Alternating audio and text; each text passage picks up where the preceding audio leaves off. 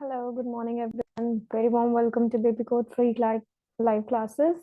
I'm Tanu Virmani, an IDP certified trainer and a DEFL Dissolve certified trainer.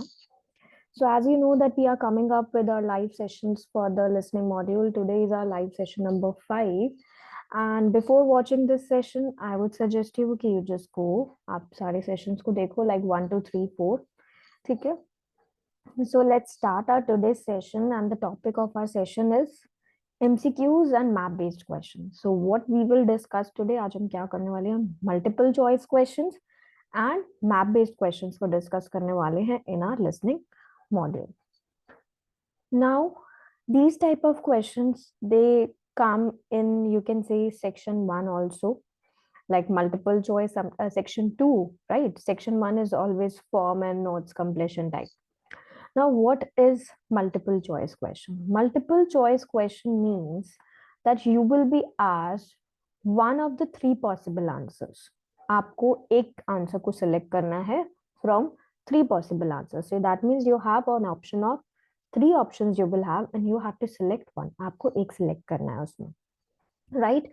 So we will learn, हम इसमें detail में पढ़ने वाले हैं कि मल्टीपल चॉइस होते क्या हैं, क्या प्रॉब्लम्स आप लोग फेस करते हो और कैसे आपको टैकल करना है मल्टीपल चॉइस क्वेश्चन को, राइट? तो इसके लिए आपको स्किल्स आनी जरूरी है टू अंडरस्टैंड स्पेसिफिक पॉइंट्स। आपको डिटेल में पता होना चाहिए एबिलिटी आपकी कितनी है, ओवरऑल आइडिया को आप कितना समझ पाते हो, मेन पॉइंट्स को कितना समझ पाते हो, और अपना लिसनिंग का ट्रैक जो है वो आप लूज नहीं करते। ठीक है, अगर आप फ्लो में चल रहे हो अपने लिसनिंग ऑडियो के साथ and you do not lose, so आपके लिए बहुत इजी हो जाता है। Now let's look at three type of multiple choice question. अब सब बच्चे सोचते हैं एक ही टाइप के तो मल्टीपल चॉइस होते हैं, no, there are three types of multiple choice question, और I would say basically four. Multiple choice questions में क्या होता है, you have four sorts of question types, four types के क्वेश्चन होते हैं। For one, you have to choose one of the answer. Second, you have to choose sentences which completes the later part of the given question. And in the third, you need to choose an appropriate picture of the given question. अब first वाले में क्या होता है, आपको एक answer select करना है, राइट? आपको ऑप्शंस दिए, थ्री ऑप्शंस दिए, आपको एक सिलेक्ट करना है। सेकेंड वाले में आपको सेंटेंस सेलेक्ट करना होता है कि हाफ पार्ट दे रखा है, हाफ आपको सेंटेंस में से चूज करना है। और थर्ड में क्या होता है, एप्रोप्रिएट पिक्चर को आपको चूज करना है गिवन क्वेश्चन के लिए, right? So first is short answer multiple choice question, second क्या है, sentence completion multiple choice questions, pictures MCQ and list MCQ. तो हम देखते हैं अब डिटेल में शॉर्ट आंसर मल्टीपल चॉइस कैसे होता है। Now you can see here, ये है short answer multiple choice question. इसमें आपको गिवन स्टेटमेंट दिया एंड आपको क्या करना है, एक एप्रोप्रिएट आंसर को चूज करना है from the list of options, right? You have to listen to recording, आप रिकॉर्डिंग को सुनोगे and then you will select the right answer. So देखो यहाँ पे क्वेश्चन नंबर 11 दिया है, the top two proposals for the design of the swimming pool were chosen by, किसके through choose होता है, A B and C. There are three options, तीन options आपको दिए हैं, आपको क्या करना है, एक ऑप्शन को सिलेक्ट करना है जो करेक्ट है। और वो आपको कैसे पता चलेगा, when you are going to hear your audio, जब आप अपनी ऑडियो को ध्यान से सुनते हो, right? Let's look at second one, sentence completion multiple choice question. अब sentence completion multiple choice question क्या होता है, यहाँ पे आपको एक सेंटेंस दिया होता है क्वेश्चन की फॉर्म में, और आपको ऑप्शन को सिलेक्ट करना है उस सेंटेंस को कंप्लीट करने के लिए। Now see the example here, ये क्वेश्चन दिया है, द कोलेकेंथ वाज, राइट? अब यहाँ पे आपको थ्री ऑप्शंस दिए हैं, A B and C, correct? Three options आपको दिए हैं। अब वो थ्री ऑप्शंस जो है उसमें से एक ऑप्शन आपको सिलेक्ट करना है, आपका सेंटेंस क्या हो जाएगा, वहां पे कंप्लीट हो जाएगा, right?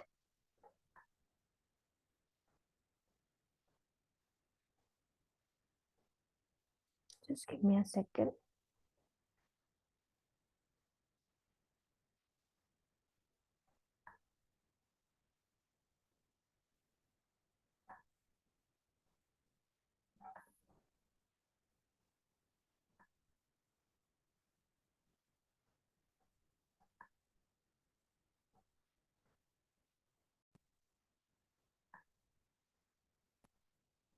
Just give me a second. I'm sharing my screen again.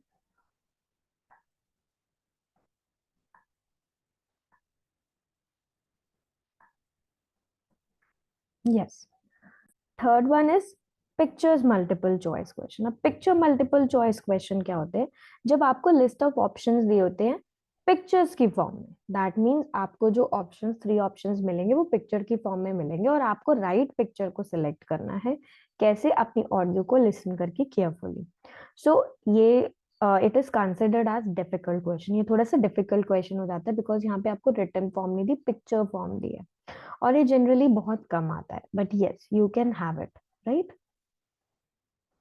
Fourth होता है लिस्ट मल्टीपल चॉइस क्वेश्चन। अब इसमें क्या होता है, आपको एक स्टेटमेंट दिया है और पॉसिबल आंसर्स की लिस्ट दिया है, आपको मोर देन वन आंसर को सिलेक्ट करना है। That means multiple choice with multiple answer. तो इसका मतलब आपको एक आंसर से ज्यादा आंसर्स को क्या करना है, यहाँ पे सिलेक्ट करना है, right. So this is list multiple choice question. So now you understood कि आपके 4 टाइप्स के क्वेश्चन आते हैं एमसीक्यूज में। अब प्रॉब्लम्स क्या फेस करते हैं students? What are the problems जो स्टूडेंट फेस करते हैं मल्टीपल चॉइस को अटेम्प्ट करते time, right? First is you will hear all of the listed options. सारे ऑप्शंस जो आपको आंसर में दिए हुए हैं वो सारे ऑप्शंस आपको रिकॉर्डिंग में सुनाई देंगे, राइट? मोस्ट लाइकली आप सारे ऑप्शंस को सुनने वाले हो। इट मीन्स अगर आपने आंसर को चूज करा जस्ट बिकॉज वो रिकॉर्डिंग में मेंशन था, आपका मार्क्स हो जाएगा deduct. So focus on selecting the right answer. अब सारे ऑप्शंस आपको सुनने वाले हैं, ठीक है, आपको मिलने वाले हैं, आप सुनने वाले हो सारे ऑप्शंस को और आप सिर्फ ये सुन के कि हाँ ये मेंशन था रिकॉर्डिंग में और आप इसको सिलेक्ट कर लोगे, your answer is wrong. Focus on selection of the right answer, कि वो आंसर राइट क्यों है, ये आपको फोकस करना है। Second is frequently the meaning of 3 choices will be similar. अब तीनों जो ऑप्शंस होंगे ना वो ऑलमोस्ट सिमिलर होते हैं और मीनिंग जो होते हैं लिटिल बिट सिमिलर होते हैं। सो आपके लिए थोड़ा सा स्ट्रगल हो जाता है आइडेंटिफाई करना कि इनके बीच में डिफरेंस क्या है। सो इन दैट केस आपको ये फिगर आउट करना है, चेक करना है based on the keywords you found in these options कि आपके ऑप्शंस क्या हैं और लिसनिंग में आपकी ऑडियो में स्पीकर ने आपको क्या कन्वे करा है। जब आप ये फिगर आउट कर लेते हो it is very easy for you to find out the correct answer. आपका करेक्ट आंसर आपको बहुत इजीली मिल जाता है, राइट। थर्ड थिंग, आंसर्स क्या होते हैं? Answers will be given in the synonyms और इन द पैराफ्रेज फॉर्म। अब या तो आंसर सिनोनिम्स के साथ होंगे या पैराफ्रेज होंगे। सो डोंट एक्सपेक्ट कि आप एग्जैक्ट वर्ड सुनने वाले हो अपने ऑप्शंस में या आपको एग्जैक्ट वर्ड्स ऑडियो में मिलने वाले हैं या ऑप्शंस में मिलने हैं। ऑलवेज आपको क्या सोचना है कि आपको सिनोनिम्स मिलेंगे और पैराफ्रेज वर्ड्स मिलेंगे जब आप आंसर करोगे अपने क्वेश्चंस को। नेक्स्ट प्रॉब्लम, ये लिसनिंग टेस्ट है लेकिन आपको रीडिंग स्किल्स भी आनी चाहिए क्योंकि आपको रीड करना है, अंडरलाइन करना है पेपर बेस्ड स्टूडेंट्स को। मेन वर्ड्स को आप अंडरलाइन कर सकते हो और आपकी एबिलिटी चेक की जाती है कि आप एक ऑप्शन से दूसरे ऑप्शन के बीच में डिफरेंशिएट कर सकते हो या नहीं, right. Next common mistake is listening to the audio without understanding the purpose और कॉन्टेक्स्ट। अब आप ऑडियो तो सुन रहे हो लेकिन उसका पर्पस क्या है, उसका कॉन्टेक्स्ट क्या है, वो आप क्या कर रहे हो समझ नहीं पा रहे, या आपने अंडरस्टैंड ही नहीं करा। तो जब भी आप listening while listening to the recording make sure कि आप कॉन्टेक्स्ट को डिटरमाइन करो, समझो, सो दैट आपको इंफॉर्मेशन एक्यूरेटली क्या हो, एब्जॉर्ब हो और इससे आप क्या करते हो, करेक्ट ऑप्शन को चूज कर पाते हो, right. Next, another general mistake are making is leaving the answer blank. Answer को ब्लैंक छोड़ देना। यहाँ पे कोई नेगेटिव मार्किंग नहीं होती आइल्स एग्जामिनेशन में कि आपने अगर गलत आंसर लिखा तो आपको नेगेटिव मार्क मिलेगा, आपका -1 हो जाएगा। नो, आप कोई भी गेस कर सकते हो यहाँ पे understanding of your audio, right. जो भी आपको लगता है कि हाँ ये मेरा पॉसिबल आंसर है, गेस करके लिख दो वहां पे, कोई नेगेटिव मार्किंग नहीं है, कोई मार्क नहीं लूज होगा, राइट। नेक्स्ट, अब हम बात करते हैं मल्टीपल चॉइस टिप्स के बारे में कि कौन कौन सी टिप्स आपको पता होनी चाहिए जब हम मल्टीपल चॉइस को करते हैं। क्या क्या चीजें आपको कीप इन माइंड रखनी है? First is highlight the keywords in the question. हमेशा अपने पेपर बेस्ड में या कंप्यूटर बेस्ड में भी अगर आप एनोटेशन कर रहे हो, हाइलाइटर यूज कर रहे हो तो आप क्या करोगे, हाईलाइट करोगे कीवर्ड्स को, राइट। कीवर्ड्स को हाईलाइट करो, उन कीवर्ड्स को रिलेट करो अपनी रिकॉर्डिंग के साथ, ये समझ पाओ कि आपको क्या उस रिकॉर्डिंग से समझ आया, सो दैट आप क्या करो, अपने करेक्ट ऑप्शन को चूज कर पाओ। अगर आपने अपने कीवर्ड्स को अंडरलाइन करा है और आप रिकॉर्डिंग को ध्यान से सुन रहे हो तो आप अपने ऑप्शन को ऑब्वियसली करेक्ट ही चूज करोगे, right. Read through the option. Second क्या है कि अपने सारे ऑप्शंस को रीड करो जब आपके पास टाइम होता है, that you have some time to look at your questions, है ना। तो अपने ऑप्शंस को रीड करो, हाईलाइट करो अपने ऑप्शंस को, जो सिमिलर लग रहे हैं उनको चेक करो, डिफरेंस समझो कि इस ऑप्शन और इस ऑप्शन के बीच में क्या डिफरेंस है, right. Don't choose an option don't choose an option by picking up the words from audio. सिर्फ किसी एक वर्ड के चक्कर में अपने लाइक ऑप्शन को चूज मत करो, ठीक है। दे कुड ट्रिक यू, ये एक ट्रैप होता है। सो सोचो एंड देन अपना फाइंड क्या करो, करेक्ट आंसर करो, right. Don't spend your time on one question, और एक क्वेश्चन पे अपना टाइम कभी बहुत ज्यादा वेस्ट नहीं करना। Move on to the next question, next question पे मूव करो, return back to the question you left. बाद में क्या करो, अगर आपको लग रहा है दैट यू हैव टाइम तो जाओ उस क्वेश्चन को चेक करो, और इससे क्या होगा, आपका टाइम भी सेव होगा। अदरवाइज अगर आप एक ही क्वेश्चन पे स्टक हो जाओगे कि मुझे ये आंसर नहीं मिला, देन आपकी सारी ऑडियो लूज हो जाएगी, because audio will be in one go, है ना, ऑडियो दोबारा तो रिपीट नहीं होने वाली। So now get the IELTS listening question paper, this is very important, और प्रैक्टिस करो multiple choice question in order to perfect your answering process. So baby code के एप्लीकेशन में एवरीडे आपको एक न्यू टेस्ट मिलता है, राइट। आप unlimited test practice कर सकते हैं, एक नॉमिनल अमाउंट है मेंबरशिप फी का जिसको आपको पे करना है। अगर आप मेंबरशिप फी भी पे नहीं करते तब भी आप रेगुलरली एक टेस्ट को प्रैक्टिस कर सकते हो एप्लीकेशन के through. So this is the best way जिससे आप प्रैक्टिस करते हो। Next is when you hear word such as but और हाउएवर, जब आप ये वर्ड सुनते हो, कॉशियस, बस समझ लो कि स्पीकर यहाँ से कुछ ना कुछ स्टेटमेंट को चेंज करने वाला है। These words but however, in words को ध्यान रखो, यहाँ से आपकी स्टेटमेंट जो है चेंज होने वाली है, right. Next is read the instruction properly, remember you are going to choose a letter. जब अपनी इंस्ट्रक्शंस को ध्यान रखो, आपको कभी भी पूरा आंसर अपनी आंसर शीट में नहीं लिखना होता, सिर्फ लेटर लिखना होता है कि आपके ऑप्शन का कौन सा लेटर है, ए है, बी है या सी है, not a word, right. So be careful जब आप ट्रांसफर करते हो अपने आंसर्स को, कहाँ, आंसर शीट पे एंड में जब आपको 10 मिनट्स का टाइम मिलता है, right. Understand what type of question is asked, समझो कि आपसे क्वेश्चन क्या पूछा गया है। 3 टाइप्स के क्वेश्चन होते हैं जो अभी हमने सेशन में पढ़े, सो आप इजिली उनका आंसर कर सकते हो अगर आपको क्वेश्चन टाइप के बारे में पता है। अगर आपको लगता है कि आपका ये आंसर करेक्ट है, mark it, but keep on listening to the audio until, जब तक आप पूरे श्योर नहीं हो जाते कि ये क्या है इसका करेक्ट आंसर, राइट। सिनोनिम्स का ध्यान रखो, पैराफ्रेजिंग का ध्यान रखो, मेन वर्ड्स का जो आपको रिकॉर्डिंग में सुनाई दे, बिकॉज इससे क्या होता है, आप अपने राइट आंसर को पिक कर पाते हो। So I hope these 10 tips is like you understood all these 10 steps, right? So हमेशा you have to keep in mind. Now how to deal with these type of question, हम step by step देखेंगे strategy कि कैसे हम deal करने वाले हैं इन questions के साथ. So first is जब भी हम अपना multiple choice question start करेंगे, read the question. सबसे पहले हमें क्या करना है, question को read करना है। Before speaker start to talk आपको क्या करना है, you have to read the question properly. It is important कि आप क्या समझो, what type of question you are going to answer, है ना, कि कौन सी टाइप ऑफ क्वेश्चन है, कौन सी सॉर्ट ऑफ इंफॉर्मेशन पे आपको फोकस करना है। क्वेश्चन टाइप को आइडेंटिफाई करो कि वो शॉर्ट आंसर एमसीक्यू है या सेंटेंस कॉम्प्लीशन एमसीक्यू है या लिस्ट मतलब मल्टीपल चॉइस है, राइट। तो इससे आपके माइंड में स्पेसिफिक हो जाएगा कि आपको कैसे आंसर करना है, राइट। टाइटल चेक करो, सम टाइम टाइटल दिया होता है क्वेश्चन का, सो अगर आपको वो दिख रहा है, नोटिस करो, रीड करो, इससे क्या होगा, आपका कॉन्टेक्स्ट आपको समझ आएगा।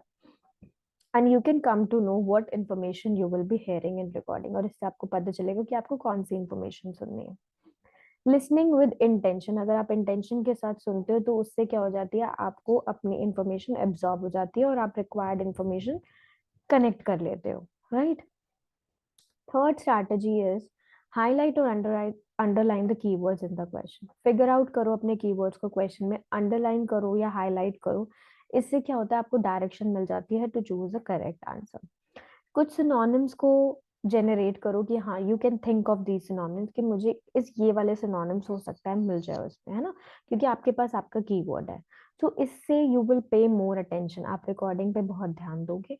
और अगर आपको वो कीवर्ड रिलेटेड सिनोनिम दिखा while listening, so you will get your answer correct, है ना, आपको आंसर करेक्ट मिल जाएगा।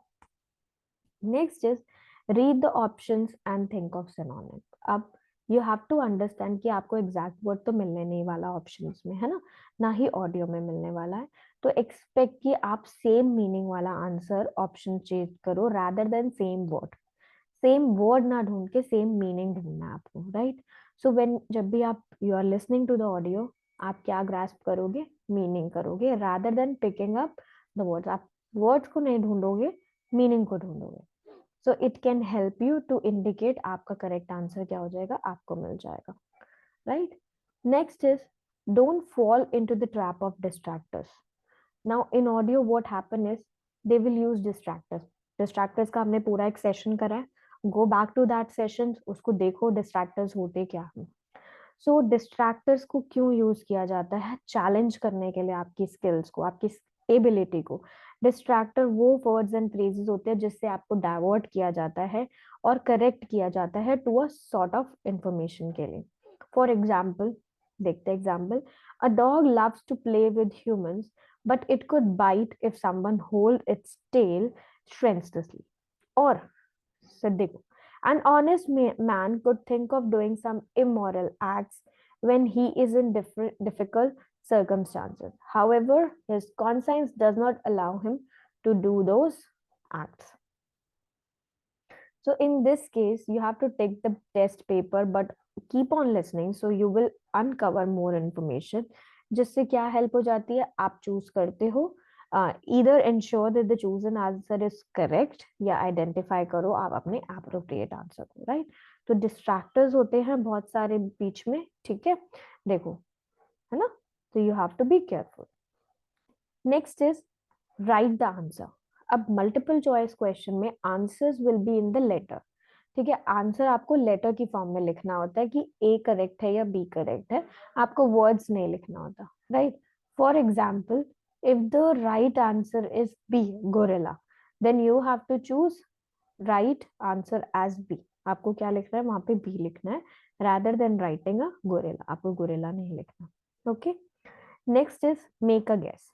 अब you will not get negative marks अगर आप रॉन्ग आंसर भी लिख के आते हो। Do not leave any answer, आपको कोई आंसर लीव नहीं करना, ब्लैंक स्पेस नहीं करना।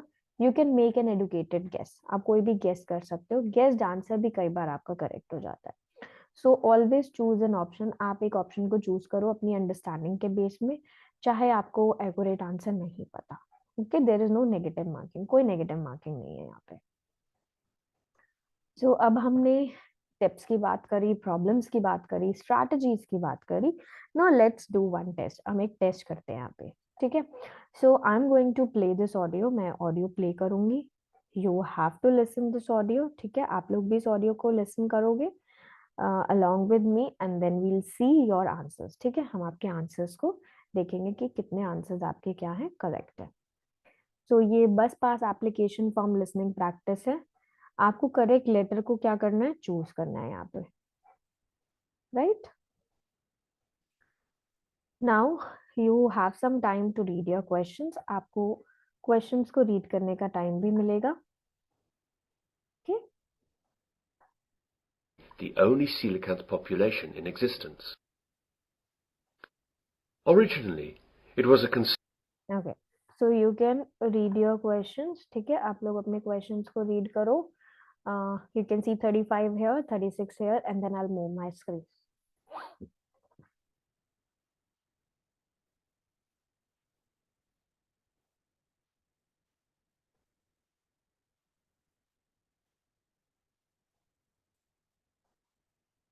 37, 38, 39 and 40 are here.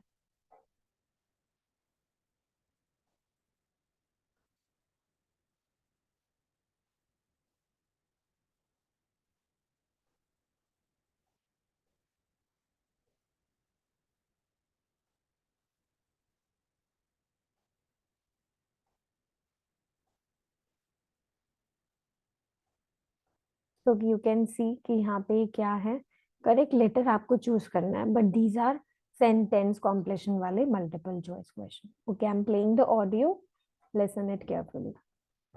The only coelacanth population in existence. Sorry, okay, I have to... The only coelacanth population in existence. Originally, it was a concern that the coelacanth might have a very limited range, and that overfishing along the Comoros Islands might wipe it out. However, scientists were amazed when, on July the 30th, 1998, an American scientist discovered a coelacanth population in Indonesia. Dr. Mark Erdman was on a honeymoon trip to the area investigating a coral reef research site when he spotted a strange fish being wheeled into the fish market. He recognized the fish as a coelacanth and snapped a picture before it was sold. Dr. Erdman's subsequent research revealed that the people from Sulawesi had a name for it: Raja, King of the Sea. The Sulawesi coelacanth colony is about 10,000 kilometers east of where the coelacanths were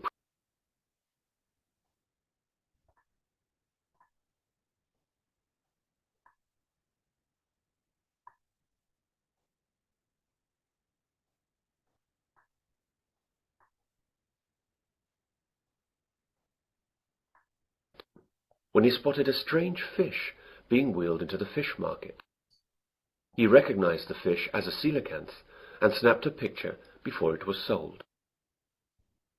Dr. Erdman's subsequent research revealed that the people from Sulawesi had a name for it: Raja, King of the Sea. The Sulawesi coelacanth colony is about 10,000 kilometers east of where the coelacanths were previously known to occur in the western Indian Ocean. Both Sulawesi and Comoros coelacanths are quite different from all other living fish. But perhaps the most interesting feature of the coelacanth is that it has paired lobed fins, which move in a similar fashion to our arms and legs. Coelacanths also have an extra lobe on their tail and a vertebral column that is not fully developed. They are the only living animal to have a fully functional intercranial joint, a division that separates the ear and brain from the nasal organs and eye, and allows the front part of the head to be lifted when the fish is feeding. The brown Sulawesi coelacanth and the steel blue Comoros coelacanth share these unusual characteristics. The discovery of the coelacanth in 1938 is still considered to be the zoological find of the century. This living fossil comes from a lineage of fish that was thought to have been extinct since the time of the dinosaurs. Coelacanths are known from the fossil record dating back over 360 million years, and peaked in abundance about 240 million years ago. Before 1938, they were believed to have become extinct approximately 80 million years ago, after mysteriously disappearing from the fossil record. How could the coelacanth disappear for over 80 million years, and then turn up alive and well in the 20th century? The answer seems to be that fossil coelacanths appeared to live in environments with clay sedimentation with plenty of volcanic activity. Modern coelacanths, both in the Comoros and Sulawesi, inhabit caves and overhangs in vertical marine reefs at about 200 meters, environments not conducive to fossil creation. In 1991, scientists got a better understanding of the fish when the Comoros got their independence from France, and French restrictions on research were lifted. This allowed scientists to study the fish off the Comoros Islands. As the animal hides in underwater caves some 300 to 700 feet down during the day, and comes out at night to feed, diving is not an option. And previously only fishermen specimens had been available for study. But this time the scientists had their own submarine, so they could study the coelacanth in its natural habitat through portholes. That is the end of section 4. You will now have... So you can check your answers now. 35 is A, well known to Indonesian fishermen, because he explained also. See the answer explanation. 36 is C. 37 is B. You can see the explanation also for any doubt clearer.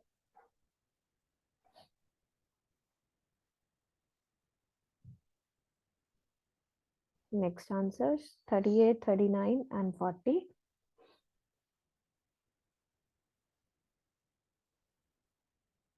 Now let's move on to what are map and plan labeling questions क्या होते हैं.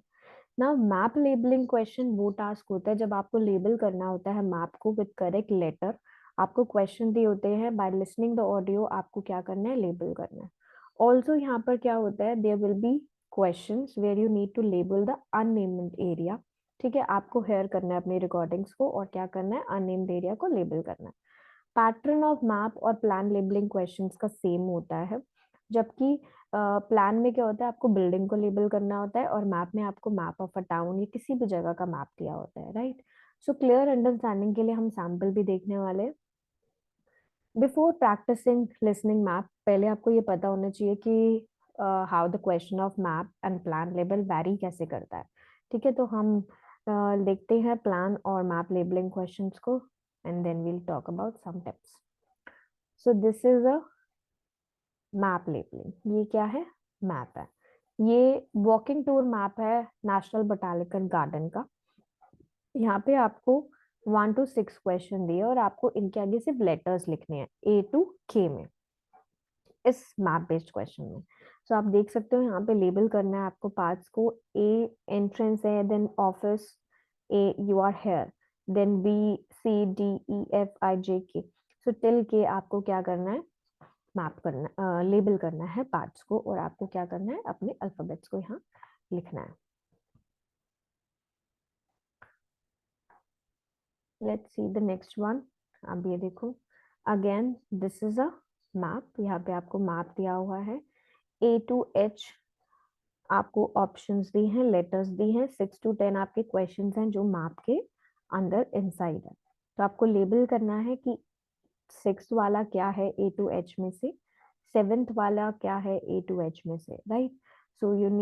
सो you can have this type of question. ठीक है, अब यहाँ पे आपको you need to give letter. 6 के आगे आपको लेटर लिखना है कि वो बर्ड केज है, फुटबॉल फील्ड है या क्या है. Next is plan labelling. ये प्लान लेबल होता है. अब इसमें आपको क्या दिया हुआ है, एक प्लान दिया है, टाउन लाइब्रेरी का एक प्लान दिया है और आपको यहाँ पे ऑप्शंस भी, क्वेश्चंस दे रखे हैं 11 to 15.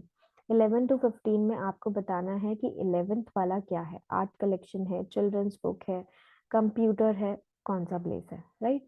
तो आप क्या करोगे, इसको बहुत ध्यान से, you have to listen and then you have to find your answer. Now let's see the next one. Just give me a second.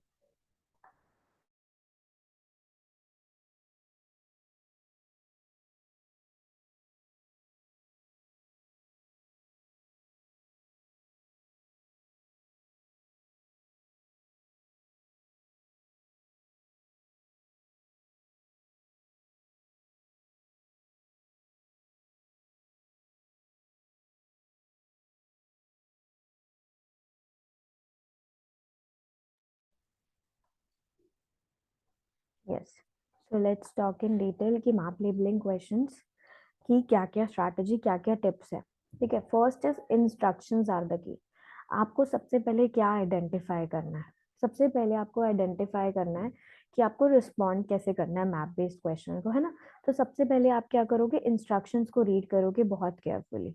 जब आप इंस्ट्रक्शंस को रीड कर लेते हो, यू विल क्लियरली अंडरस्टैंड कि आपको कितने वर्ड्स लिखने हैं और कौन से काइंड ऑफ वर्ड्स लिखने हैं आंसर करने के लिए. तो सबसे पहले आपको इंस्ट्रक्शंस को ध्यान रखना है, क्योंकि अगर आपने इंस्ट्रक्शन ठीक से नहीं पढ़ी और आंसर शीट में आंसर ठीक से नहीं लिखा तो आपको आंसर के लिए कोई मार्क्स नहीं मिलेगा.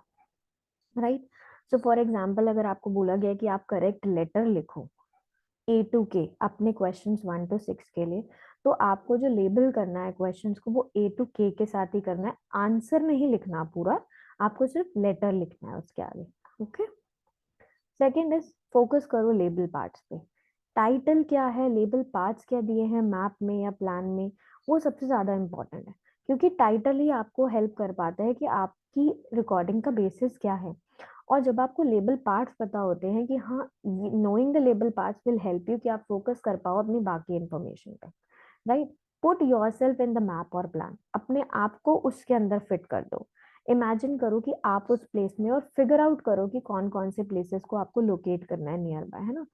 प्रिडिक्ट करना स्टार्ट कर दो कि पर्सन ने कहाँ से स्टार्ट करा, कौन कौन से प्लेसेस राइट में है, कौन से लेफ्ट में है, फ्रंट में है, बिहाइंड में है।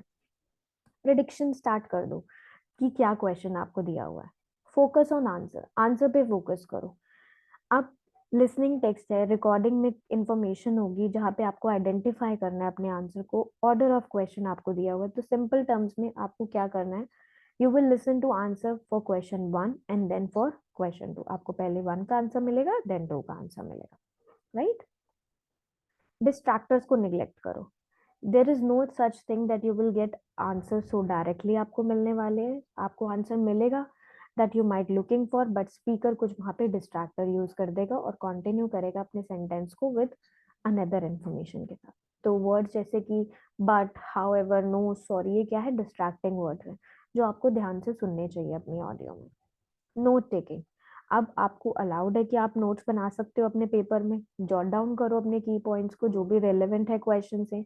मेक श्योर कि आपके नोट्स क्या हो, अंडरस्टैंडेबल हो। अवॉइड करो स्प्रिगलिंग, अवॉइड करो एनी अदर लेंथियर सेंटेंसेस कि आप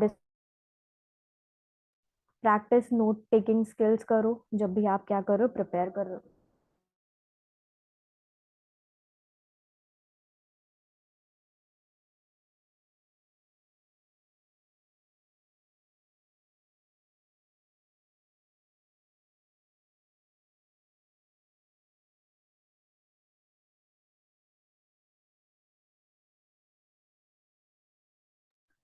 the time given for you to transfer the answer is a vital part.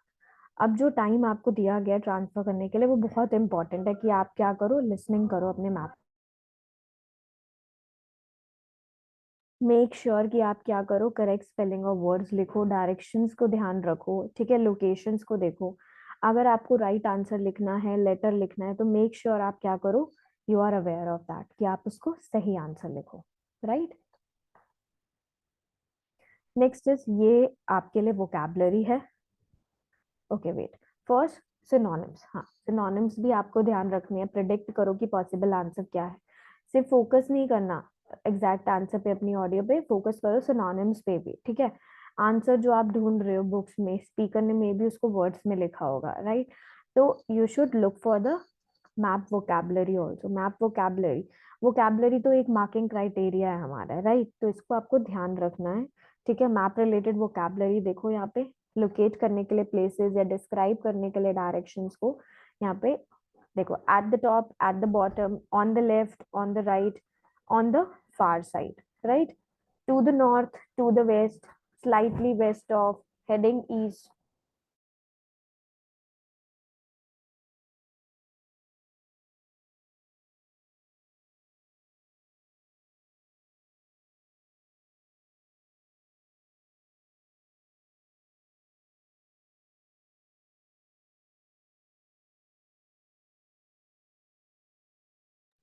To the north of, to the west of, slightly west कहाँ है, heading east कहाँ है, just south east, ठीक है।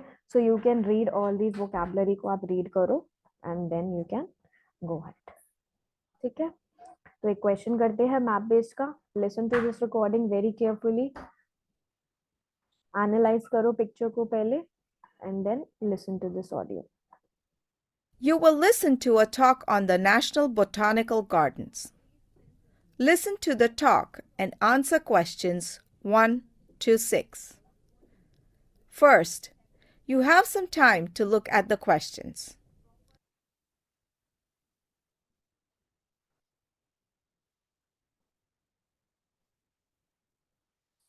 So there are 6 questions. Listen to this recording very carefully and then find your answer.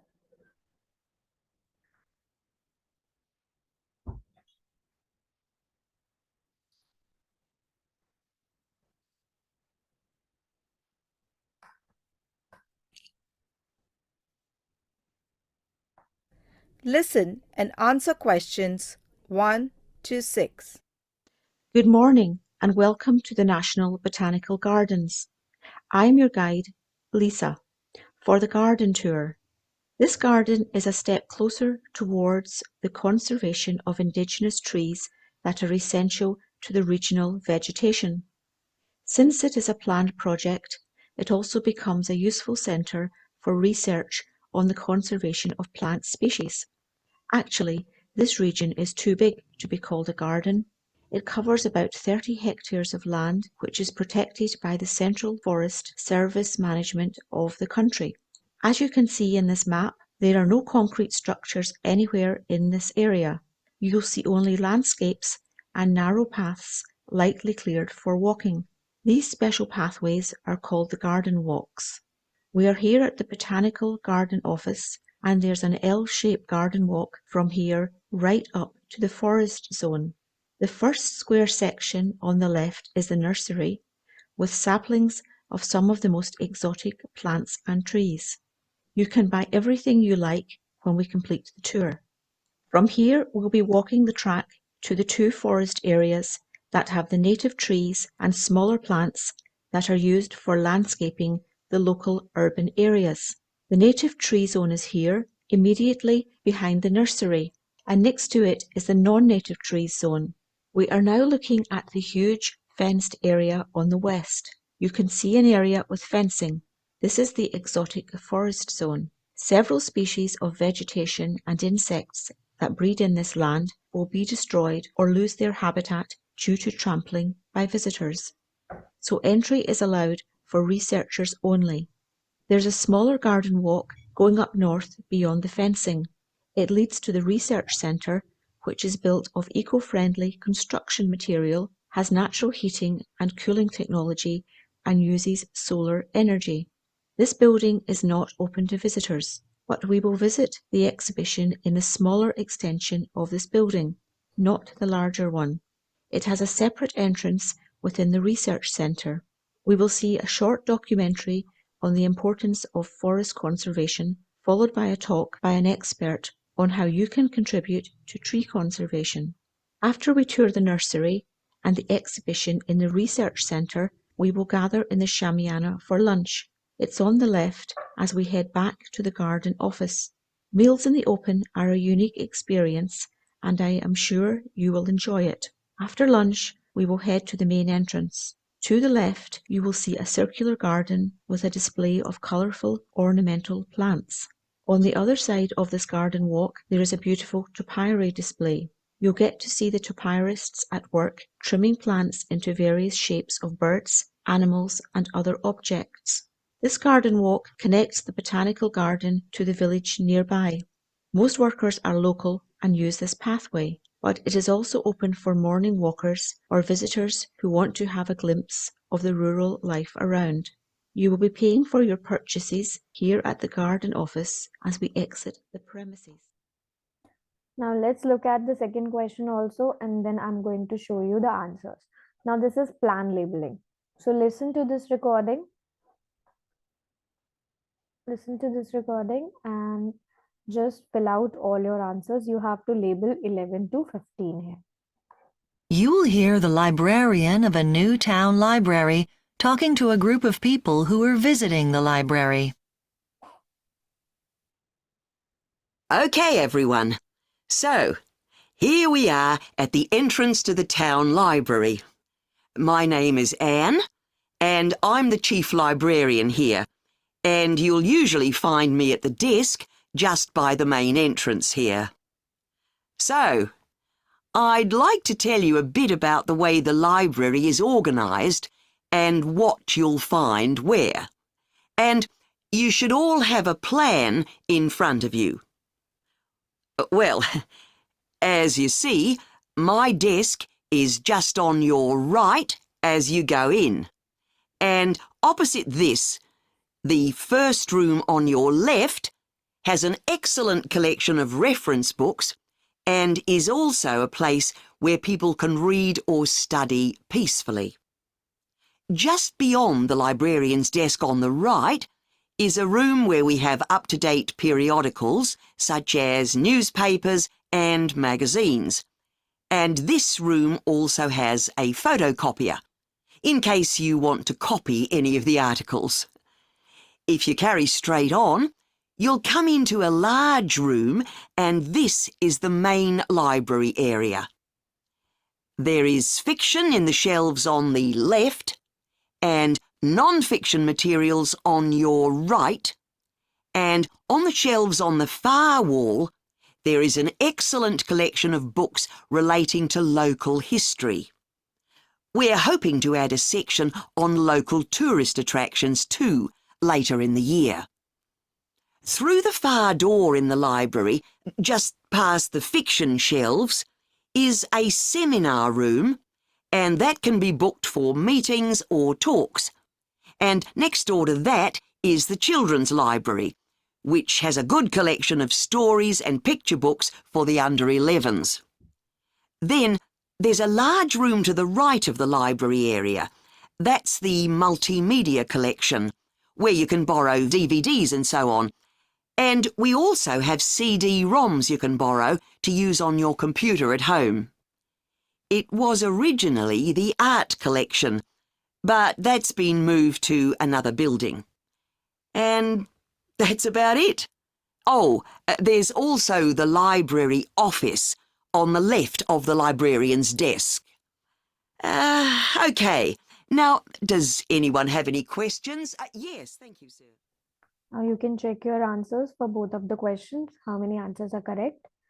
Okay.